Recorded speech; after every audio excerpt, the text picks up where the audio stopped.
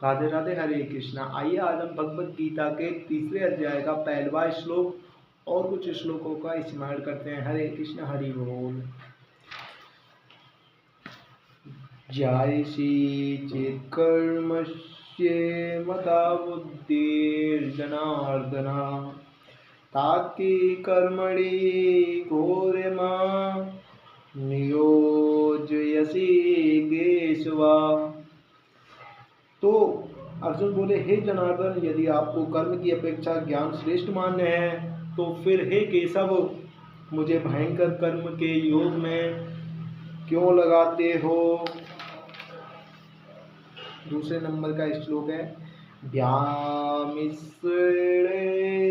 व्याये वाक्येन बुद्धिमोहय शिव में तदेक वद निश्चित्ययेन श्रेयोर्मानुयाम।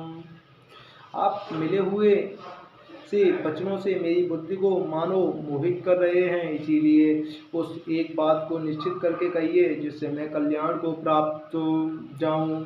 श्री भगवान उवाच, लोके अस्मिन्निंदा विधानिष्ठा पुरा प्रोक्ता मया नघ ज्ञान योगेन सांख्यख्याना कर्म योगेन योगिनामाः।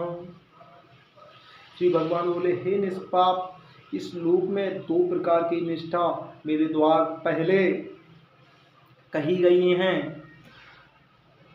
उनमें से सांख्य योगियों की निष्ठा तो ज्ञान योग से और योगियों की निष्ठा कर्म योग से तीसरी होती है। हरे कृष्णा, हरि बोल।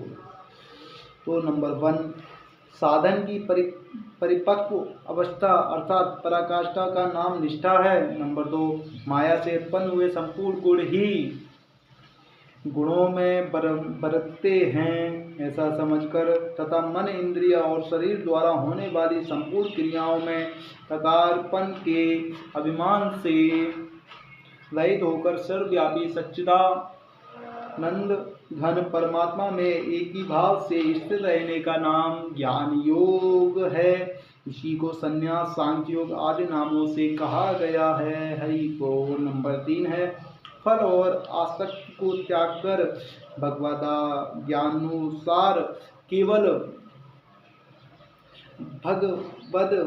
भगवदर्थ समत्व बुद्धि से कर्म करने का नाम निष्काम कर्मयोग है। इसी को समत्व योग, बुद्धि योग, कर्म योग, तदर्थ कर्म, मदर्थ कर्म, मत कर्म आदि नामों से कहा गया है। हरे कृष्ण, हरि बोल। यहीं पर अभी हम विश्राम करते हैं और आगे के श्लोकों को कल स्मरण करते हैं। हरे कृष्ण, हरि बोल। और जहाँ भी त्रुटि हो उसे क्षमा करना।